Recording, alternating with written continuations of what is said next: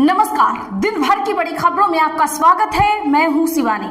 आज की खबरों में बात होगी भरे सुप्रीम कोर्ट में सीजीआई पर भड़का वकील, दी भद्दी भद्दी गालियां, मचा बवाल की। और राहुल ने बीजेपी में की बड़ी तोड़फोड़, 50 दिग्गज कांग्रेस में शामिल, मोदी की उड़ी नींद की। वहीं मुस्लिमों के लिए विजय की किस घोषणा से सियासी पारा हाई की।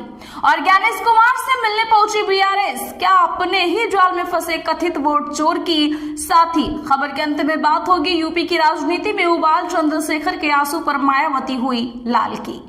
इसी के साथ आज दिन भर की सही बड़ी और प्रमुख खबरों को जानेंगे विस्तार से। उससे पहले एक नजर सुर्खियों पर। केंद्रीय मंत्री नितिन गडकरी की सुरक्षा में चूक, एमपी में एक्सप्रेसवे पर गुजरते काफिले के सामने आए 3 युवक, 120 की रफ्तार में थी गाड़ियां। शेख हसीना दिसंबर में बांग्लादेश लौटकर करेंगी सरेंडर, बोली मरूं तो अपनी मिट्टी पर ही। मास्टर प्लान पर विधायक अध्यक्ष भिड़े, जनपद अध्यक्ष ने मसूद को दिखाई उंगली, बोले औकात में रहो। बीजेपी एमएलए बोले स्मार्ट सिटी से भोपाल का नाश। टीएमसी के 3 पूर्व राज्यसभा सांसद भाजपा में हुए शामिल, पार्टी ने तीनों को उपचुनाव में उम्मीदवार बनाया, नाराज होकर ममता का साथ छोड़ा था। एनसीपी और एसपी कांग्रेस में जाएगी या नहीं, विलय की अटकलों पर सुप्रीया सुले ने खोले पत्ते, बोली मिलकर करेंगे काम। चंद्रशेखर काफिला रोकने पर भड़के इंस्पेक्टर ने जोड़े हाथ, सांसद बोले हमने कौन सा अपराध किया, दलित छात्रा के परिवार से मिलने जा रहे थे। विजय बोले करूर भगदड़ मेरे जीवन का सबसे बड़ा दर्द, पुलिस भीड़ संभालने में रही नाकाम, डीएमके ने 41 लोगों के मरने का जिम्मेदार मुझे ठहराया। एनडीए की बैठक में शामिल हुए नीतीश कुमार, पूर्व सीएम ने सम्राट चौधरी के नाम को सराहा, बोले वे विकास कार्यों को आगे ले जाएंगे।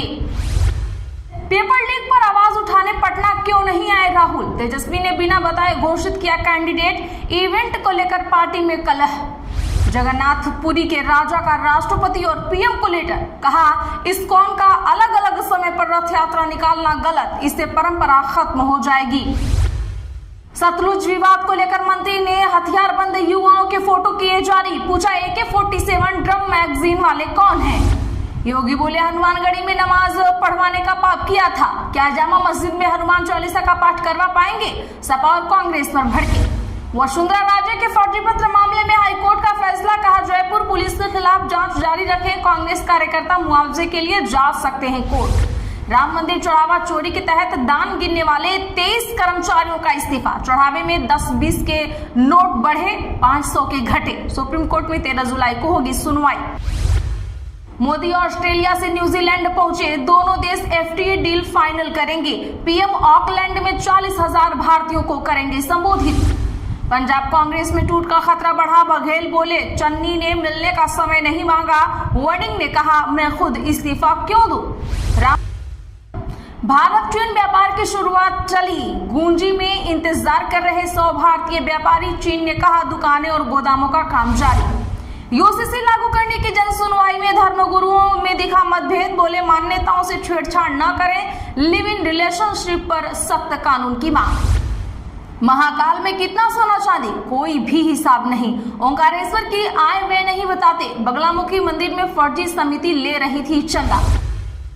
राजपाल यादव को 3 महीने की जेल, पत्नी पर जुर्माना, चेक बाउंस केस में दिल्ली हाईकोर्ट का फैसला, कहा एक्टर को 7.35 करोड़ रुपए चुकाने होंगे। सेंसेक्स 828 अंक छोड़कर 77,569 पर हुआ बंद, निफ्टी भी 244 अंक की तेजी रही। बैंक और रियल्टी शेयरों में सबसे ज्यादा खरीदारी। चलिए जानते हैं बड़ी और प्रमुख खबरों को विस्तार से। उससे पहले वीडियो को लाइक जरूर कर दें। वकील ने सीजीआई का नाम लेकर अपशब्द कहे, सुप्रीम कोर्ट में जजों को आदेश देने लगा, फाइलें फेंकी। सुप्रीम कोर्ट में आज सुनवाई के दौरान एक वकील ने जमकर हंगामा काटा है, सीजीआई सूर्यकांत को अपशब्द कहे और फाइल भी फेंकी। इस दौरान सीजीआई कोर्ट रूम में मौजूद नहीं थे। दरअसल यह केस जस्टिस केवी विश्वनाथन, जस्टिस आलोक आराधे की बेंच के सामने सुना जा रहा था। मामला इलाहाबाद हाईकोर्ट के एक फैसले को चुनौती की याचिका का था। इस पर याचिकाकर्ता की ही पैरवी कर रहा था। जब उस याचिकाकर्ता वकील ने अभद्रता शुरू की, तब कोर्ट रूम में कुछ देर के लिए सन्नाटा सा छा गया। सिक्योरिटी ने उसे कोर्ट रूम से बाहर निकाल दिया। सुनवाई शुरू होते ही याचिकाकर्ता वकील ने कहा, न्यायिक अधिकारी महोदय, मैं आपको आदेश देता हूं कि आप लखनऊ के एसीपी के खिलाफ एफआईआर दर्ज करने का आदेश दें। इस पर जस्टिस केवी विश्वनाथन ने हैरानी जताते हुए पूछा, आप मुझे आदेश दे रहे हैं? इसके जवाब में याचिकाकर्ता ने कहा, मेरी तरफ से बस इतना ही, सब कुछ रिकॉर्ड पर है। इसके बाद उसने केस की फाइल हवा में फेंक दी और गाली गलौज करने लगा। हंगामा के बाद जस्टिस केवी विश्वनाथन ने कहा, वह बहुत परेशान है, यह सब हताशा है, हमें उसके लिए केवल सहानुभूति है, हम उनके खिलाफ कोई कार्रवाई नहीं करना चाहते। जहां तक मामला की बात है, हमें विवादित आदेश में दखल देने का कोई ठोस आधार नहीं मिला है। हिंदू से मुस्लिम बने लोगों को आरक्षण दिलाना चाहते हैं सीएम विजय, एससी पहुंची तमिलनाडु सरकार। जी हाँ दोस्तों, बता दें कि अभिनेता से नेता बने विजय थालापति धर्मांतरण कराकर मुस्लिम बने लोगों को भी आरक्षण दिला के पक्ष में हैं। यही वजह है कि तमिलनाडु सरकार ने मद्रास हाईकोर्ट के उस फैसले के खिलाफ सुप्रीम कोर्ट में विशेष अनुमति याचिका दायर की है, जिसमें कहा गया था कि धर्मांतरण के बाद इस्लाम अपनाने वाला कोई भी व्यक्ति पिछड़ा वर्ग मुस्लिम के दर्जे का दावा नहीं कर सकता है। हाईकोर्ट ने इस संबंध में राज्य सरकार द्वारा जारी साल 2024 के एक आदेश को असंवैधानिक घोषित कर दिया था। तमिलनाडु की सरकार के सचिव की ओर से दायर इस अपील में मूल याचिकाकर्ता समीर अहमद एन, जिला कलेक्टर, राजस्व मंडल अधिकारी और तहसीलदार को प्रतिवादी बनाया गया है। इन प्रतिवादियों ने शीर्ष अदालत में पहले ही कैविएट दाखिल कर रखी है। बीआरएस का प्रतिनिधिमंडल आज मुख्य चुनाव आयुक्त ज्ञानेश कुमार से मिला, एक व्यक्ति एक वोट की मांग। जी हाँ, बता दें कि भारत राष्ट्र समिति के नेताओं का आज एक प्रतिनिधिमंडल दिल्ली में मुख्य चुनाव आयुक्त ज्ञानेश कुमार से मिला। इसके साथ ही चल रहे चुनावी सुधारों पर सुझाव भी प्रस्तुत किया। चुनाव आयोग से देश भर में एक व्यक्ति एक वोट के सिद्धांत को लागू करने की भी आग्रह कर रहा है। आपको बता दें कि यह बैठक शाम 4:30 बजे हुई है, जिसके बाद बीआरएस के नेता मीडिया को संबोधित किए हैं। प्रतिनिधिमंडल में बीआरएस सांसद वदिराजू रविचंद्र, दामोदर राव और पार्थ सारथी रेड्डी, पूर्व सांसद बी विनोद कुमार और बीआरएस महासचिव सोमा भरत कुमार शामिल हैं। पार्टी के अनुसार प्रतिनिधिमंडल चल रहे चुनावी सुधारों पर अपने सुझाव प्रस्तुत करेगा। राष्ट्रव्यापी स्तर पर एक व्यक्ति एक वोट सिद्धांत के कार्यान्वयन के लिए दबाव भी डालेगा। बैठक में केटीआर ने यह भी आरोप लगाया है कि तेलंगाना में कांग्रेस सरकार को जनता का समर्थन खोना पड़ा है। इसके साथ ही दावा किया गया कि अगर विधानसभा चुनाव तुरंत कराए गए तो बीआरएस सत्ता में वापस आ जाएगी। उन्होंने सर्वेक्षण के निष्कर्षों का हवाला देते हुए कहा कि यह राज्य सरकार के प्रति जनता की बढ़ती असंतुष्टि को दर्शाते हैं। कांग्रेस पर कालेश्वरम परियोजना और रायथू बंधु योजना जैसे मुद्दों पर आरोप लगाकर शासन संबंधी मुद्दों से ध्यान भटकाने का प्रयास करने का भी आरोप लगाया। शिमला में बीजेपी के 50 कार्यकर्ता कांग्रेस में शामिल, एचआरटीसी के पूर्व सीएम केसी चौहान भी मौजूद। जी हां, बता दें कि हिमाचल कांग्रेस के संगठन विस्तार अभियान के तहत आज भाजपा के कई सक्रिय कार्यकर्ताओं ने कांग्रेस का दामन थाम लिया है। प्रदेश कांग्रेस मुख्यालय राजीव भवन में आयोजित कार्यक्रम में जिला कांग्रेस अध्यक्ष हरिकृष्ण हिमराल की मौजूदगी में इन कार्यकर्ताओं को पार्टी की सदस्यता दिलाई गई। कांग्रेस में शामिल होने वाले कार्यकर्ताओं ने मुख्यमंत्री सुखविंदर सिंह सुक्खू और प्रदेश कांग्रेस अध्यक्ष विनय कुमार के नेतृत्व में विश्वास जताते हुए कहा कि वे अपने अपने क्षेत्रों में पार्टी को मजबूत करने के लिए सक्रिय रूप से कार्य करेंगे। पार्टी में शामिल होने वालों में रोहडू से एचआरटीसी के सेवानिवृत्त महाप्रबंधक केसी चौहान, शिमला ग्रामीण से पूर्व बीडीसी सदस्य लक्ष्मी दास, वार्ड सदस्य जयलाल नेगी, वार्ड सदस्य करिश्मा शर्मा तथा उनके समर्थकों सहित करीब 50 लोग शामिल हैं। इस अवसर पर संगठन महासचिव विनोद जिंटा ने कहा है कि संगठन विस्तार अभियान के तहत प्रदेश भर में लगातार नए कार्यकर्ता कांग्रेस से जुड़ रहे हैं। चंद्रशेखर का मायावती को जवाब, मगरमच्छ के आंसू आप भी बहाइए, किसने रोका है? बसपा प्रमुख ने कहा था, बवाल कर राजनीतिक रोटियां सेकते हैं। दरअसल बता दें कि बसपा प्रमुख मायावती पर नगीना सांसद चंद्रशेखर ने पलटवार किया है। आज दोपहर करीब 4 बजे चंद्रशेखर ने मेरठ में कहा, हम मगरमच्छ के आंसू बहाने आते हैं, आप भी आ जाओ ना मगरमच्छ के आंसू बहाने, आपको किसने रोका है? चंद्रशेखर ने मायावती का नाम लिए बगैर कहा, वो कह रही है कि इंसाफ के लिए कोर्ट जाओ, सुप्रीम कोर्ट जाओ, अरे 10 साल लगेंगे इंसाफ मिलने में, तब तक हमारी बहन बेटियों की इज्जत लूटती रहे और हम चुप बैठे रहे। इससे पहले बसपा अध्यक्ष मायावती ने भी बिना नाम लिए चंद्रशेखर आजाद पर निशाना साधा। लखनऊ में मीडिया से बात करते हुए मायावती ने कहा था, कुछ संगठन और राजनीतिक दल अपने संकीर्ण स्वार्थ के लिए दलित और वंचित वर्गों के लोगों को गुमराह कर सड़कों पर उतार रहे हैं। उन्होंने कहा, वे बवाल, हंगामा और सड़क जाम जैसी परिस्थितियां पैदा करते हैं। इसके बाद उनके नेता घटना स्थल पर पहुंचकर मगरमच्छ की तरह आंसू बहाकर अपनी राजनीतिक रोटियां सेकते हैं।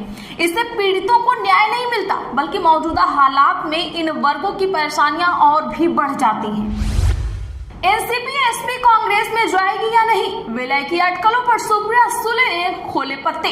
महाराष्ट्र की राजनीति में कांग्रेस और राष्ट्रवादी कांग्रेस पार्टी के संभावित विलय की चर्चाओं पर आखिरकार विराम लग ही गया। रांकपा की कार्यकारी अध्यक्ष और बारामती से सांसद सुप्रिया सुले ने साफ शब्दों में कहा कि कांग्रेस में पार्टी के विलय को लेकर न कोई प्रस्ताव आया है और न ही इस विषय पर कभी कोई चर्चा हुई है। उन्होंने कहा कि दोनों दल महाविकास आघाड़ी और राष्ट्रीय स्तर पर इंडिया गठबंधन के सहयोगी हैं और पहले की ही तरह मिलकर काम कर रहे हैं। सुप्रिया सुले ने कहा कि कांग्रेस और रांकपा के बीच केवल राजनीतिक नहीं बल्कि व्यक्तिगत और वैचारिक रिश्ते भी मौजूद हैं। उन्होंने बताया कि दिल्ली में राहुल गांधी, प्रियंका गांधी और कांग्रेस नेतृत्व के साथ नियमित संवाद होता है। संसद से लेकर संयुक्त संसदीय समितियों तक दोनों दल कई मुद्दों पर साझा रणनीति बनाकर काम करते हैं। केंद्रीय मंत्री नितिन गडकरी की सुरक्षा में चूक, एमपी में एक्सप्रेसवे पर गुजरते काफिले के सामने आए 3 युवक। रतलाम में केंद्रीय मंत्री नितिन गडकरी की सुरक्षा में आज दोपहर चूक का मामला सामने आया है। 8 लेन की दिल्ली मुंबई एक्सप्रेसवे पर गडकरी के काफिले के सामने अचानक 3 युवक आ गए। घटना रतलाम जिले के शिवगढ़ ब्रिज के पास की है। केंद्रीय मंत्री के काफिले में शामिल वाहन इन ग्रामीणों के बगल से गुजरते हुए दूसरी लेन से निकल गए। इन गाड़ियों की रफ्तार करीब 120 किलोमीटर प्रति घंटा की रफ्तार थी। शेख हसीना दिसंबर में बांग्लादेश लौटकर करेंगी सरेंडर, बोली मरूं तो अपनी मिट्टी पर। दरअसल बता दें कि बांग्लादेश की पूर्व प्रधानमंत्री शेख हसीना अपने देश वापस लौटने का ऐलान कर दिया है। समाचार एजेंसी रॉयटर्स को दिए एक एक्सक्लूसिव इंटरव्यू में शेख हसीना ने कहा कि वह अपने वरिष्ठ पार्टी सहयोगियों के साथ दिसंबर के आसपास भारत में अपना निर्वासन खत्म कर स्वदेश लौटेंगी और कोर्ट में आत्मसमर्पण करेंगी।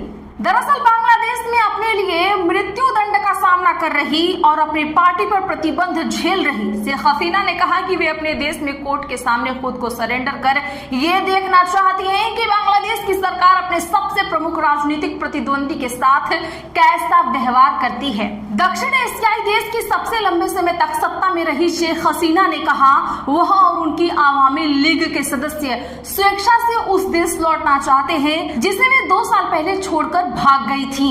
बीती रात चले लगभग 1 घंटे की टेलीफोन इंटरव्यू में शेख हसीना ने कहा हो सकता है कि लौटने पर वे मुझे गिरफ्तार कर ले या मुझे मार भी डाले, फिर भी मुझे जाना ही। कांग्रेस ने बीबीएसए को बताया वेरी बैड शिक्षा एक्ट, चंद्रबाबू नायडू से क्यों की विरोध की अपील। दरअसल बता दें कि कांग्रेस ने उच्च शिक्षा व्यवस्था में बड़े बदलावों के लिए लाए जा रहे विकसित भारत शिक्षा अधिष्ठान यानी बीबीएसए विधेयक को संविधान के संघीय ढांचे के खिलाफ बताया है। साथ ही कांग्रेस ने नए विधेयक को देश के विश्वविद्यालयों की स्वायत्तता के लिए खतरा बताते हुए इसे वेरी बैड शिक्षा एक्ट करार दिया। ये विधेयक फिलहाल संसद की एक समिति के समक्ष विचाराधीन है और 20 जुलाई से शुरू होने वाले संसद के मानसून सत्र में इस पर चर्चा और पारित किए जाने की संभावना है। कांग्रेस महासचिव जयराम रमेश ने एनडीए शासित राज्यों खासकर